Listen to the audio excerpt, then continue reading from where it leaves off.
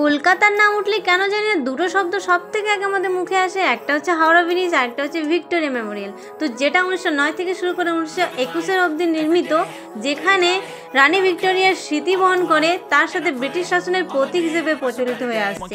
তো আজকে আমরা ভিক্টোরিয়া সম্পর্কে কিছু কথা তোমাদের শেয়ার করব, যে তোমরা ভিডিওটা স্কিপ না করে একটু লাস্ট অবধি দেখো। তো কখন খোলা থাকে, কবে বন্ধ থাকে, টিকিটের কত প্রাইস, এরিয়াতে কি মানে দেখার মতো, ভেতরে মিউজিয়াম আকারে কি আছে। তো চলো গাইজ, কথা না বলে ভিডিওটা আমরা স্টার্ট করি। Hello everyone, welcome back to Gen Z blog channel. তো সকাল সকাল আমরা ভোরবেলা উঠে রেডি হয়ে পড়েছি, আর 5:30টার সময় আমাদের ট্রেন ছিল কলকাতা যাওয়ার জন্য। সেজন্য আমরা রেডি হয়ে তাড়াতাড়ি করে বেরিয়ে পড়লাম, কেন কি অনেকটাই লেট হয়ে গেছিলো। তো আমি, গঙ্গা, দাদা আমরা বাইকে করে স্টেশনে যাব, ওইখান থেকে ট্রেনটা ধরবো। আর এই যে পৌঁছে গেছি আমরা, আর আমাদের সাথে যাচ্ছে দাদার অফিসের একজন স্যার, ওনার স্ত্রী, ওনার একটা পুচকু বাচ্চা আছে। তো যাই হোক, ভিডিওতে আমাদের দেখতে পাবে। আর সকাল সকাল দেখতে পাচ্ছ পাখির সাউন্ডটা দারুণ লাগছিল। তো কারা কারা পুরুলিয়ার থেকে হচ্ছে একটু কমেন্ট করো। ভোরবেলা আমাদের স্টেশনটা দেখো দারুণ লাগছে। তো যাই হোক, আমাদের অনলাইন টিকিট বুকিং ছিল, সেজন্য এসে কোনো প্রবলেম হয়নি। 5:30 একদম কাছাকাছি পৌঁছেছিলাম, এসে বসে পড়লাম। তারপর তোমাদের একটু দেখিয়ে দিলাম যে চলো আমরা বসে গেছি, আর পুরুলিয়াকে টাটা বাই বাই করে দিলাম। মাঝে একটু ঘুমিয়ে পড়েছিলাম, উঠে দেখি কলকাতার প্রায় কাছাকাছি পৌঁছে গেছি। এই যে নদীটা দেখে কলকাতার গঙ্গা নদীটা মনে পড়ে যাচ্ছিলো, তো ভাবলাম তোমাদের একটু শেয়ার করি। তারপর এসে নিয়ে পৌঁছে প্রায় হাওড়া পৌঁছাবো, তখন একটা জাদু দেখাচ্ছিলো, একটা কোল্ড ড্রিঙ্কসের বোতলকে মানে ভ্যানিশ করে একটা ফুল হয়ে গেছিলো। তো ভাবলাম তোমাদের একটু শেয়ার করি, আমরা একটু এনজয় করছিলাম। তারপর কথা বলতে বলতে আমরা পৌঁছেও গেলাম। এসে নিয়ে এই বড় বড় পাখাগুলো দেখে নিয়ে তো আমার মানে ভালো লাগছিলো, আর হাওয়াটা এত সুন্দর চারদিকে ছড়াচ্ছিলো না, মানে এই আইডিয়াটা তো খুবই ভালো লেগেছে আমার এইখানের স্টেশনের। তো যাই হোক, ফার্স্ট টাইম দেখেছিলাম, আমার খুব ভালো লাগলো, তাই তোমাদেরও একটু শেয়ার করলাম। তোমরা আগেই দেখেছো অনেকে জানি, কিন্তু আমার ভালো লেগেছে, তাই আমি আমার ভিডিওতে আমার মেমোরি হিসেবে আমি সেভ করে রাখতে চাই। তারপর বাইরে, এই যে হাওড়ার বাইরে স্টেশনের এই লোকেশনটা, এরিয়াটা এত সুন্দর লাগছিল না, চারিদিকে পুরো রেড হোয়াইট দেখে খুব ভালো লাগছিল। তারপর আমরা সোজা হাঁটতে শুরু করলাম, এই সাইডে মেট্রোর এরিয়াটা আছে। তারপর সোজা হাঁটতে হাঁটতে আমরা হাওড়া ব্রিজের দিকে এগোতে লাগলাম। আর ওই এগোতে গিয়ে ট্যাক্সি, গাড়ি, তারপর বাস, সব রকমের সুবিধা আছে। তোমাদের যেখানে অ্যাড্রেস আছে তোমরা বললে ওরা নিজের মতো করে মানে পৌঁছে দেবে। আর এত জ্যাম গাইস কলকাতাতে, বিশ্বাস করো, আমাদের পুরুলিয়াতে যেটা 5 মিনিটে পৌঁছে দেবে, সেখানে এটা মানে আধ ঘন্টা টাইম লাগবে। তো যাই হোক, আমরা এখানে কমান্ড হসপিটাল মমিনপুরে যেটা আছে স্কুলটা ভেতরে, সেখানে ওই বদিটার এক্সাম ছিল। তো আমরা বদিটাকে ছেড়ে দিলাম, কেন কি বদিটার 2টোর দিকে এক্সাম ছিল, আমরা প্রায় 1 ঘন্টা আগে পৌঁছে গেছিলাম। তো যাই হোক, বদি ঢুকে গেল। তারপর আমাদের যে আলিপুর জু চিড়িয়াখানাটা ছিল, সেখানে আমাদের ঘোরার মানে ইচ্ছে ছিল, ওইখানে ভেবেছিলাম আজকে ঘুরবো, কিন্তু আজকে থার্সডে, বৃহস্পতিবার হয়ে যাওয়ার জন্য বন্ধ ছিল এখানে। তো তোমরা যদি কেউ জানো না জুটা কবে বন্ধ থাকে, তো বলে দিই বৃহস্পতিবার। তো যাই হোক, সেই বাহানে আমাদের এই ভিক্টোরিয়া মেমোরিয়ালটা দেখার সাধ্য হলো। অনেকদিন ফটো ভিডিওতেই দেখে আসছিলাম, আর এইখানে ঘোড়ার গাড়িগুলো দেখছিলাম, যেগুলো বিয়ে বাড়িতে বুকিং হয়। তারপর তোমরা নিজেও চাপতে পারো, এমন কোনো মানে নেই যে বিয়ে বাড়িতে। তো যাই হোক, তোমাদের একটু দেখালাম। আর first time guys Victoria memorial এলাম আমি। তো ফার্স্টে ভিডিওটা বাইরের থেকে করছিলাম, আমার দেখে তো খুব ভালো লাগছিল যে কখন আমি ভেতরে যাব। তো বাইরের এরিয়াটা দেখো এত সুন্দর লাগছিল না। তারপর ঢুকে এখানে ব্যাগ রাখার জায়গা, টিকিটের এরিয়াটা আছে। তো টিকিট প্রাইস তোমাদের বলে রাখি 50 টাকা, টোটাল 50 টাকা, মানে গ্রাউন্ডের জন্য 30 টাকার, ভেতরে যে গ্যালারিতে ঢোকার জন্য 20 টাকা। তো যাই হোক, এখানে নুড়ি পাথরের রাস্তাটা তো দারুণ ছিল। আর এই যে পুচকু কিউট বাবুটা, এটা হচ্ছে ওই বদিটার মানে স্যারের ছেলে। তো খুব কিউট ছিল গাইজ, আমাদের বাবুটা এত কিউট, এত ভালো, এত আন্ডারস্ট্যান্ডিং, তোমাদের আর কি বলবো, যতই নাম করবো কম হয়ে যাবে। আমাদের সাথে যে আমরা 2 দিন প্রায় ছিলাম, তো এত গুল মিলিয়ে গেছে, সত্যি অনেক ভালো। তো ফার্স্ট টাইম এলাম, ভাবলাম ভালো করে ফটো ভিডিও করব, কিন্তু মুখ চোখের যা অবস্থা হয়ে গেছে এতটা জার্নি করে, তো কিছু করার নেই। পুরুলিয়ার থেকে কলকাতার জার্নি তো কম ব্যাপার নয়, তো কি আর করা যায়। তো ফার্স্টেই দেখে নিলাম রানী ভিক্টোরিয়ার স্ট্যাচিউটা। তারপর ভেতরের দিকে যে স্মৃতিসৌধটা বানানো আছে, যে যাকে বলা হয় ভিক্টোরিয়া মেমোরিয়াল, খুবই ভালো লাগলো আমার ফার্স্ট টাইম দেখে। আর এত সুন্দর যে সামনের দৃশ্যটা, সেটা না দেখলে সত্যি বুঝতে পারতাম না। আর এখান থেকে খুব কাছে দ্য 42 বিল্ডিংটা দেখা যায়, তোমরা দেখতে পাবে। আর এখানে বলে রাখি, মানডেতে বন্ধ থাকে, সোমবারে। তোমাদের কাছে যদি ইনফরমেশনটা কারো কাছে নেই, তো ভিডিওতে আমার দেখে নিও। আর এই যে দ্য 42 বিল্ডিংটা, যেটা কলকাতার সবথেকে উঁচু বিল্ডিং। তো আমরা মেমোরিয়ালের ভেতরে গ্যালারিতে প্রবেশ করে গেছি। এরপর এখানে ঢুকতে ঢুকতে সব কিছু দেখছি মিউজিয়াম আকারে সজ্জিত আছে। স্ট্যাচু, বিভিন্ন ফ্রিডম ফাইটারের স্ট্যাচু, পুরনো দিনের রাজা মহারাজাদের ড্রেস, তারপর গিয়ে হাতিয়ার, অস্ত্র শস্ত্র সব কিছু কাচের ভেতরে সজ্জিত আছে। আর এখানে বিল্ডিংটার যে ফাঁপা ডিজাইনটা, ওপরে যে পুরো খালি গ্যালারির মতো, আর যে বিল্ডিংয়ের দেওয়ালের ডিজাইনগুলো, পেন্টিংসগুলো দারুণ, মানে চোখে দেখার মতো। তো আমি ফটো ভিডিওতে কিছু দেখানোর চেষ্টা করেছি, তোমরা একটু দেখে নিও।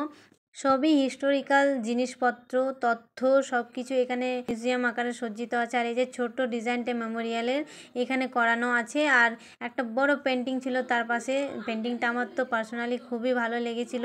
এই যে পুরনো দিনের রাজা মহারাজাদের মানে আকারে সব কিছু ড্র করা আছে, পেন্ট করা আছে। আর পেন্টিংগুলো এত সুন্দর গাইজ, এখনকার দিনের কালারের সাথে ওই মানে পেন্টিংসের কালারের কোনো তুলনাই হয় না, মনে হচ্ছিল রিয়েল। তারপর এখানে স্ক্রিনে কিছু টাইম দেখাচ্ছিল, তোমাদের একটু দেখিয়ে দিলাম। আর এই যে ভেতরে যে মিডিল এরিয়াটা, যেখানে পুরো ওপর অবধি এত সুন্দর গোল করে গ্যালারির মতো করা আছে। সাইডের যে কারুকার্যগুলো দেখে মনে হচ্ছিলো যে সেই রাজা মহারাজাদের বড় বড় রাজপ্রাসাদে আমরা ঢুকে গেছি। আসলে এসব জিনিস আমি চোখের থেকে সত্যি প্রথম দেখলাম মেমোরিয়ালটা নিজের চোখে, যেটা আমার খুবই ভালো লেগেছে। সেজন্য তোমাদেরও একটু এক্সাইটমেন্টটা আমি শেয়ার করি। তো সামনের থেকে দেখে সত্যি ভালো লাগছিল, কেন কি এতদিন বইয়ে দেখে এসেছিলাম, তারপরে সিনেমা, ফটো, ভিডিও, তারপর সামনের থেকে দেখে তো সত্যি ভালো লাগবে। আর নিচের ডিজাইনগুলো দেখো দারুণ ছিল। তো নিচের ফ্লোরটাতে আমরা ঘুরলাম, অনেক স্ট্যাচু ছিল, অনেক ফ্রিডম ফাইটারের স্ট্যাচুগুলো, তারপরে যে যন্ত্রপাতি যেগুলো আগেকার দিনে বেশি ইউজ হতো সেগুলো সবই আছে। রাজা মহারাজাদের আমলে যে কি বলবো, ম্যাপ আকারে সব কিছু, এই যে তরোয়াল, সব কিছু মিলিয়ে খুব ভালো লাগছিল।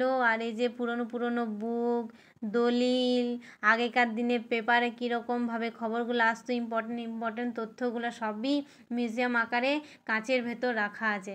তো কিছু কিছু নলেজ জানা ছিল, বুঝতে পারছিলাম। আর এই যে এটা লর্ড ক্লাইভের স্ট্যাচুটা, তো কিছু কিছু নলেজ সত্যি বলতে জানা ছিল বলে ভালো লাগছিলো, কিছু কিছু নতুনও দেখছিলাম। আর এগুলো কি কি ছিল পুরনো দিনের, তোমরা একটু ভিডিওটা দেখে নাও আর কেমন লাগছে কমেন্ট করে জানাও। আর এই যে উপরের রোটাতে যত সব সমাজ সংস্কারক ব্যক্তিগণ, ওনাদের সম্পর্কে সব কিছু তথ্য এখানে রাখা আছে। ওনারা যে পেন ইউজ করে কাজ করেছিলেন, ওনাদের ইম্পর্টেন্ট কিছু কিছু জিনিস এখানে মিউজিয়াম আকারে সজ্জিত আছে। সত্যি এইসব জিনিস আছে বলে আমাদের এখনও এগুলো দেখার সৌভাগ্য হচ্ছে। তারপর চলে গেলাম নেক্সট ফ্লোরে। আর এখানের জিনিসগুলো এত চকচক করছে না, দেখে মনে হচ্ছে নতুন তৈরি হয়েছে। তো যাই হোক, এই ফ্লোরটাতে ঢুকে গেলাম। আর এই ফ্লোরটাতে সব কিছু ছিল, মানে সেই ফ্রিডম ফাইটারের যত সব আগের দিনে পতাকা কীরকম ছিল ভারতের, আগে কোন গানগুলো ইউজ হতো, হিস্টোরিক্যাল সব কিছুই ছিল। আর এই যে বললাম না যে নিউজগুলো পুরনো দিনের সব কিছু, ইম্পর্টেন্ট ফেমাস নামকরা ব্যক্তিদের সব কিছু এখানে ডিটেলসে করা ছিল। আর বড় বড় এসিগুলো গাইস, মানে এখানের মিউজিয়াম আকারে যে এত সুন্দর করে সাজা আছে এখনও, সেগুলো দেখে খুব ভালো ছিল। আর এখানে যে বন্দুকের কার্তুজ ইউজ করতো, আমরা যে হিস্ট্রিতে পড়ে এসেছি যে কার্তুজ ইউজ করতো সে যুদ্ধে, সেগুলো এখানে সব স্যাম্পেল আকারে করা আছে। তো সত্যি ফার্স্ট টাইম দেখলাম, ভালো লাগছিল। আর এইখানে সব মহান মহিলাদের ছবি, ওদের সম্বন্ধে লেখা আছে। বীণা দাস থেকে শুরু করে প্রীতিলতা ওয়াদ্দেদার, যারা যারা আমাদের ভারতের জন্য খুব ভালো ভালো কাজ করে গেছেন। তো যাই হোক, আমি আর নতুন করে কী বলবো, তোমরা সবাই জানো। আর এই যে ওপর থেকে বাইরের দৃশ্যটা দেখো গাইস, জাস্ট দারুণ ছিল। বাইরে যে এরিয়া জুড়ে গ্রাউন্ডের এরিয়াটা খুব ভালো। আর এই যে আমরা নিচে নেমে গেলাম, তারপর বাইরের ব্যাকগ্রাউন্ডটা দেখাচ্ছিলাম। এখানে যে ব্যাক সাইডে ভিক্টোর মেমোরিয়ালটা কীরকম দেখতে লাগে, আর বাইরের গ্রাউন্ডটা এত এরিয়া জুড়ে ছিল, আর প্রত্যেকটা জায়গায় এত সুন্দর করে সাজানো, খুবই ভালো লাগছিল। এত সুন্দর বিজি পরিবেশে যে এত সুন্দর একটা শান্ত পরিবেশ আছে, সেটাও দেখে খুব ভালো ছিল। তার সাথে লেক সাইডের যে সাইডে সাইডে বসার জায়গাগুলো ছিল, পার্কের মতো করে সব সাজানো ছিল। তো যাই হোক, এখানে আমরা ঘুরতে ঘুরতে 5:30 বেজে গেছিলো। তারপর বিকেলে মেঘ করেছিল গাইজ, মেঘাচ্ছন্ন ভিক্টোরিয়া মেমোরিয়াল। কেমন লাগছে তোমরা একটু দেখে নাও।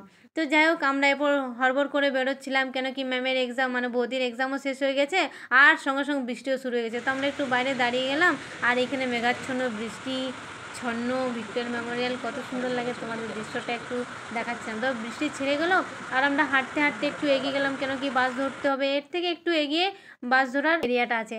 তো যাই হোক, এখানে একটু দাঁড়ালাম, বাস এলো, তারপর গিয়ে বাস ধরে আমরা সেই কমান্ড হসপিটালে গেলাম। সেখানে বৌদি তো বিরক্ততে ছিল, কেন কি অনেকটা আমাদের লেট হয়ে গেছিলো পৌঁছাতে পৌঁছাতে। ওই যে বললাম না, সামান্য দূরত্ব কিন্তু যেতে এত জ্যাম, তোমাদের আর কি বলবো। তো এইখান থেকে বেরিয়ে আমরা পৌঁছে গেলাম শিয়ালদা স্টেশন। শিয়ালদা স্টেশন আমরা বাসে করে এসেছিলাম। তো এইখানে এসে নিয়ে হোটেল খুঁজতে খুঁজতে আমাদের এই হোটেলটার মানে সন্ধান হলো। তো এই হোটেলটা খুবই ভালো ছিল, এটার নাম ছিল প্যারাডিস লজ। এই সংক্রান্ত আমি অন্য ব্লগে তোমাদের শেয়ার করব। এখানে মানে শিয়ালদহর কাছের এই হোটেলটা কত সুবিধা বন্দোবস্ত, কীরকম আমাদের টাকা নিয়েছিল থাকতে। তো যাই হোক, আমরা তারপরে বেরিয়ে পড়লাম, ফ্রেশ হয়ে একটু ফুচকা খেয়ে নিলাম, কারণ কি পুরো দিন খাওয়া দাওয়ার একদম ভালো ব্যবস্থা হয়নি। ওই যে বললাম এক্সামের জন্য বৌদি ঢুকে যাওয়ার পর আমরা ওই বাইরে একটু কাটালাম, যা শুকনো খাবার খেয়েছিলাম, তারপর একটু আমরা ফ্রুট বিয়ার খেয়ে নিলাম। আর এই যে রাত্রির ডিনারটা সেরে নিচ্ছিলাম, আর এই যে বাবুর সাথে একটু খেলা করছিলাম। তো ব্লগটা আমাদের কেমন লাগলো কমেন্ট করে জানিও, আমার যতটুকু সম্ভব বলেছি। আর তারপর নেক্সট ব্লগে আমাদের শ্যামসুন্দরী মায়ের মন্দির, কাকুরগাছি মনসা মন্দির সব ভিডিও আছে, তোমরা একটু ভিডিওটা চেক করে নিও। দেখাচ্ছি নেক্সট ব্লগে। ভিডিওটা লাস্ট অবধি দেখার জন্য অসংখ্য ধন্যবাদ সবাইকে।